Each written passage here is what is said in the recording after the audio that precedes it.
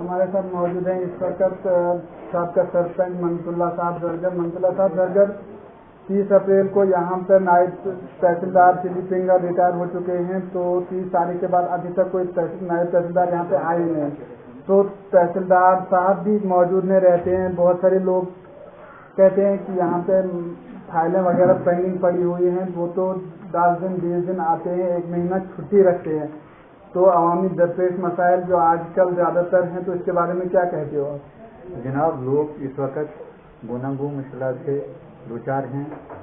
جب 30 اپریل یہاں ہمارے نائب صاحب ریٹائر ہوئے، تو 30 اپریل کے بعد ہماری نیابت جو ہے پوری طرح سے سفر ہو چکی ہے، اور یہاں لوگ جو ہیں دن میں 2-3 بار دفتر کا چکر کاٹتے ہیں، لیکن پھر بیاس ہو کر واپس گھر جاتے ہیں، جبکہ ہمیں دفتر بند رہتا ہے، اور ہمیں بڑی بدقسمتی سے یہ تعبیر کرنا پڑ رہا ہے کہ آج تک 30 اپریل سے آج تک یہاں حکام بالا نے کوئی بھی نائب صاحب نہیں بھیجا ہے، جس کی وجہ سے لوگ پریشان ہیں۔ آج کل تحصیلدار صاحب بھی چھٹی پہ ہیں، وہ بھی زیادہ تر چھٹیاں گھر میں ہی گزارتے ہیں، تو اس سے بھی مشکلات عوام کو آ رہی ہے۔ ہاں جناب، میں یہ کہوں گا کہ جب ہم تحصیل بھلیسا سے تعلق رکھتے تھے، اس کے بعد گورنمنٹ نے یہاں چلی پنگل میں تحصیل دی ہے، لیکن تحصیل بھلیسا سے زیادہ لوگ یہاں چلی پنگل کے سفر ہو چکے ہیں، ان کا کوئی کام اس تحصیل سے نہیں ہو رہا۔ مطلب اس سے پہلے پرانی تحصیل گندوسی تحصیل بھلیسا،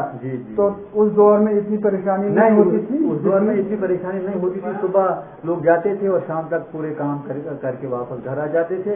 آج جب کی تحصیل چلی پنگل میں عوام کو کوئی کام نہیں ہو رہا ہے، اور عوام گوناگوں مشکلات سے دوچار ہے۔ تو اس کے لیے آپ حکومت کے لیے کیا میسج ہے، ایڈمنسٹریشن، ضلع ایڈمنسٹریشن کے لیے کیا میسج دینا چاہتے ہیں؟ تو اس کے لیے ہم ضلع ایڈمنسٹریشن سے یہی گزارش کریں گے، استدعا کریں گے کہ فوری طور یہاں نیابت کلاس میں کسی نائب صاحب کو تعینات کریں، تاکہ لوگ جو ہیں راحت کا ساتھ حاصل کر سکیں۔ شکریہ۔